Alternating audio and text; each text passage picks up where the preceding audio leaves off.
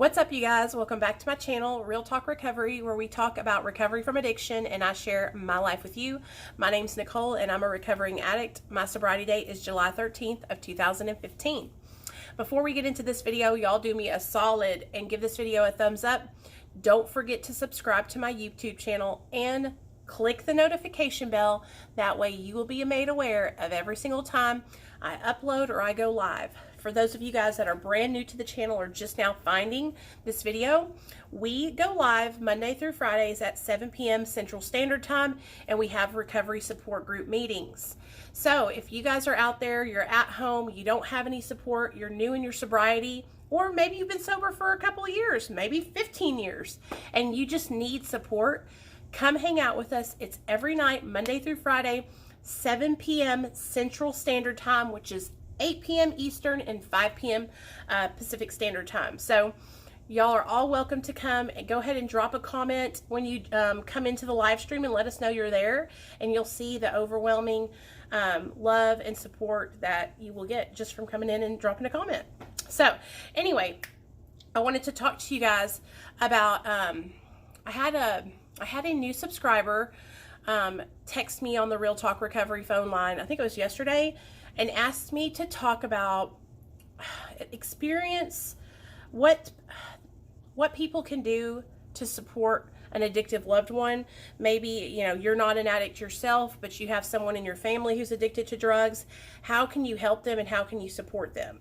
And so I'm just going to go through a quick checklist of things that I think will help anybody out there who has somebody in their family that is addicted to drugs or alcohol. Maybe these things will help you in the future, okay? All right, so first things first, let your addicted loved one know that you care. Let them know that you're there for them and they're not alone. A lot of the times when we're in our active addiction, we don't even realize that we are affecting our families. For the longest time, I didn't think I was hurting anyone but myself. Okay, so if you can let your loved ones know, I'm here for you, I care about you, what you're doing is hurting me, it hurts me to see you like this, and I want to support you, I want to help you. Okay? Second thing you can do not enable them. What does enabling mean? It can be giving them money. It can be allowing them to live in your home while they're high on drugs and alcohol. It could be allowing them to use your vehicle to go get drugs and alcohol. It could be maybe if you're the employer of someone who is still getting high, okay? Allowing them to continue working at your place of employment high on drugs is enabling them. Okay, well, you're probably saying, well, Nicole, what am I supposed to do? Just kick them out, make them homeless? Here's what you need to do. You need to sit down with a person and let them know that this behavior is not going to be supported. You're not going to let them continue to live in your house, work at the job, drive your car, take money, babysit the kids, whatever it is, anymore until they get their lives together and get sober, okay? Now, it's going to be difficult to do this because you're not going to be used to setting that boundary. You're going to, you have been trying to set the boundary, and you've been trying to let them know that you're not going to allow this kind of behavior, but every time you do it, they end up coming back over and kind of muddying the waters, right? Slipping back over that imaginary line, and they're back at it again. You have to have support. Okay, so number 3, in order to set those boundaries, in order to not enable, you, the loved one, are going to need support from other people who have been through what you're going through right now.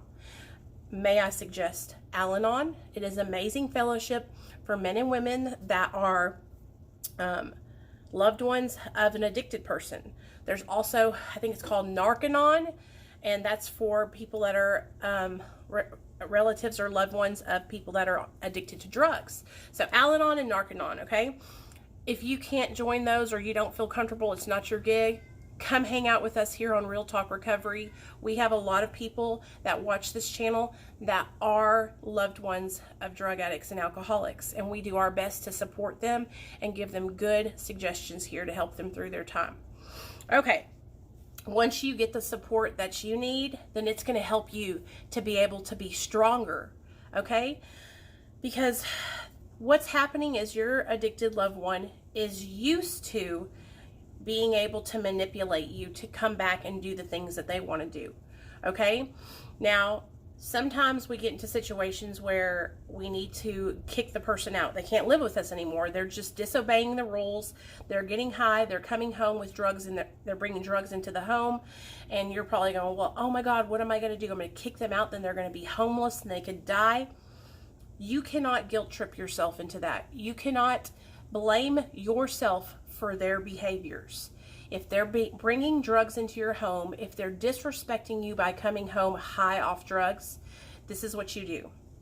You offer them, you do some research, you find a good place like a halfway house or a treatment center or rehab, and you offer to help them get into this place, this treatment center, this rehab, this halfway house. You give them options of ways that they can get help. And if they don't want to do that, then they can leave and then they can be on the streets. Okay? And that will show you how willing they are to make the change. Now, during these difficult times, during COVID-19, there might not be halfway houses and treatment centers that are taking new patients right now. That's okay. I have another option for you. There is always intensive outpatient treatment through telemedicine.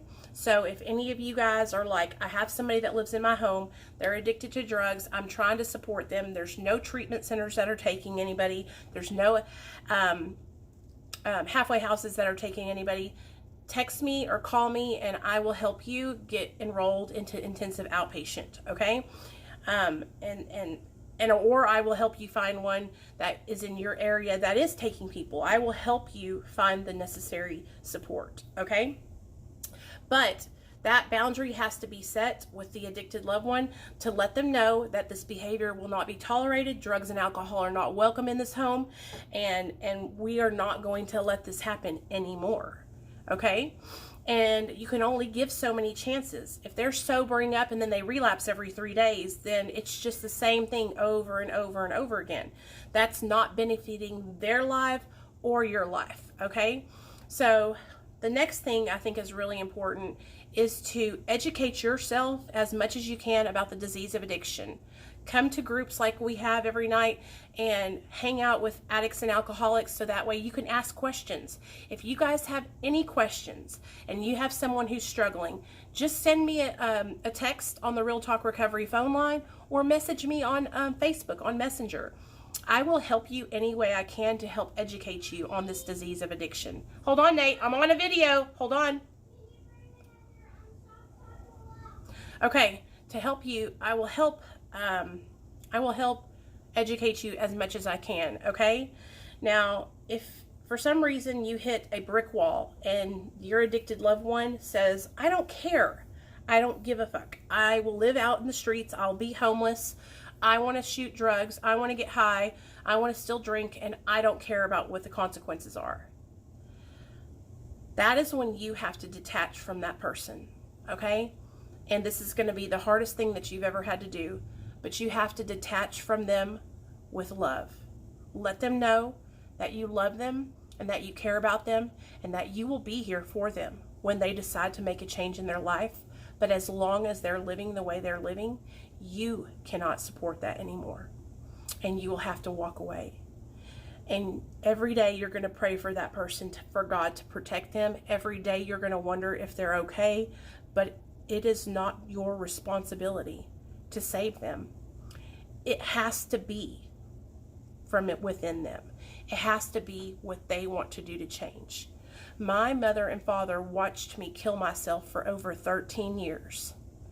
My parents went through the whole process. They started out where they allowed me to live there. They enabled me and didn't mean to. Then they started kicking me out. Then they started detaching from me and they said, we can't watch you kill yourself anymore. We can't be a part of this. It had to be on me. I had to get to the point where I was ready to make a change. And I cannot tell you guys enough that I can sit here and I can share with addicts and alcoholics all day long how I've been able to stay sober, what has worked for me, what makes me helps me stay sober, the activities that I do and the support groups that I do. But until that person is ready to truly make a change and really willing to listen and take suggestions and get in and be active in the recovery, then it's just me talking to nobody. It's just my voice ringing out. Okay?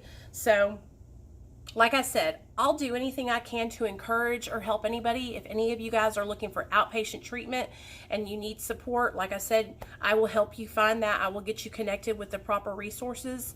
If you're a person who loves somebody that's in active addiction and you just need support, okay, come to Real Talk Recovery. What I'm going to start doing, you guys, is I'm going to make a separate chat group for moms, dads, aunts, uncles, sisters, brothers of addicts, and it's going to be a whole separate group. So I really want you guys to come and join us. I will link it in the description box below.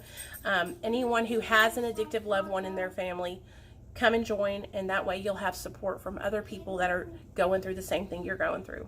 Love you guys, and I'll see you tonight at 7.